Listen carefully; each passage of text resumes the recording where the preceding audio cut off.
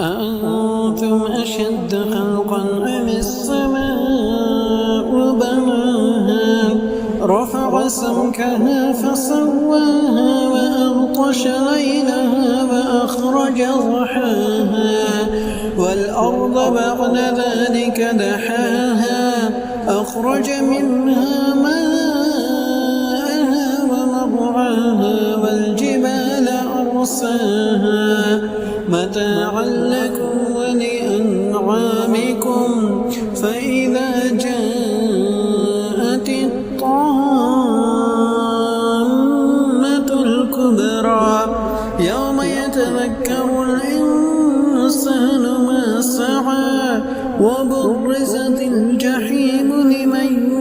يرى